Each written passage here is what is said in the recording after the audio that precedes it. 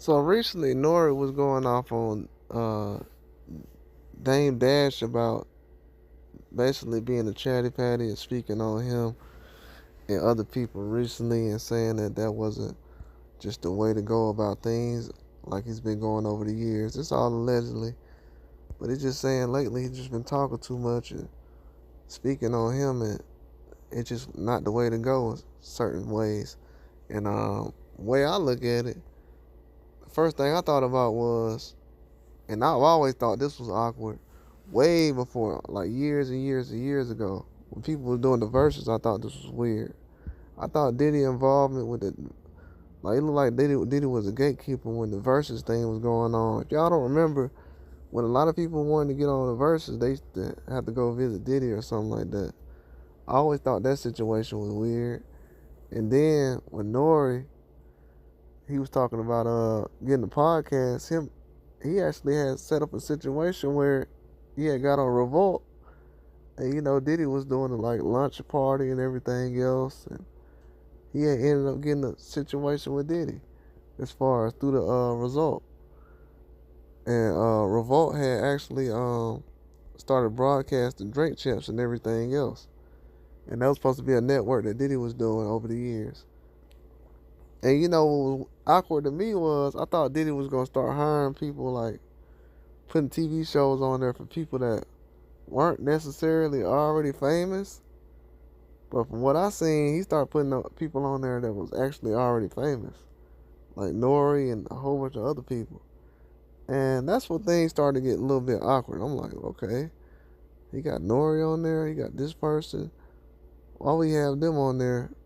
And then, he also had a situation with Joe Budden, when he was trying to get him on the Revolt situation. I think Joe ended up turning it down. I don't really know too much about that situation as far as when Joe Budden actually had went with Diddy as far as trying to get signed to the Revolt situation.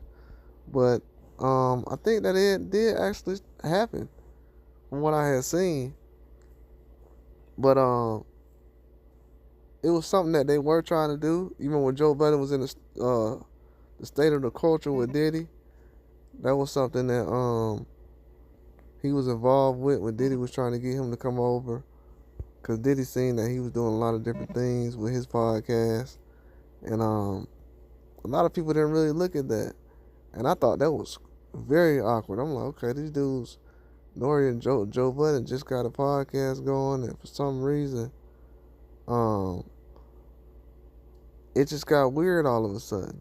Like they start having to go through certain people to get certain deals done, and I know Joe Budden had got a deal done as far as with Diddy, and then Nore had came right behind him around the same time, and then those guys had went and did a situation with Diddy. I'm like, hold on, man, why is everybody doing a deal with Diddy to get a podcast going when they already have a podcast going?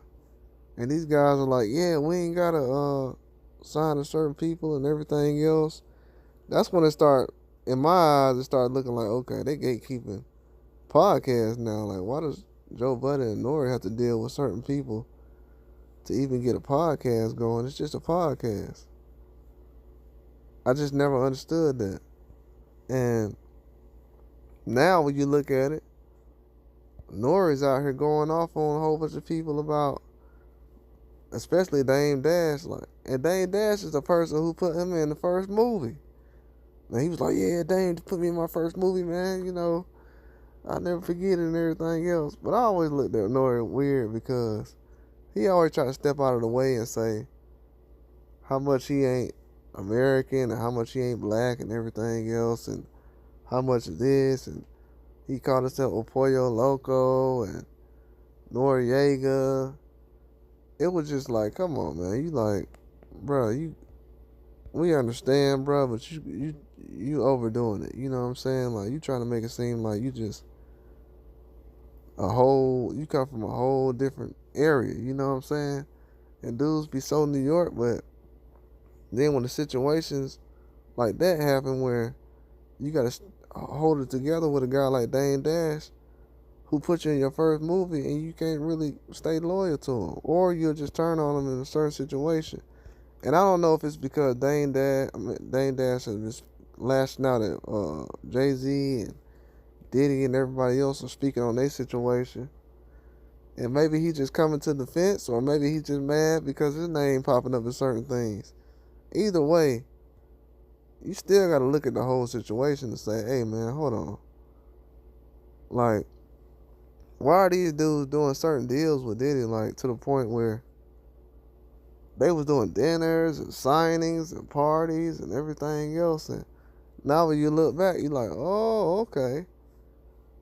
Oh, it don't look too good right now though. From the outside looking in, this is all allegedly. I don't really know the ins and outs, but I'll just say it don't look too good, especially with the pictures I've seen recently. And I'll show a couple of them, but I think people are overlooking how much those revolt deals that Diddy was passing out for podcasts, how much they actually help certain people. And you can realize that guys been acting different after that. They've been a little different. They've been going to certain situations, and dudes been a little more famous from these podcasts than they have in their rap careers. And I don't think that's a mistake. But that's all I got. Like and subscribe.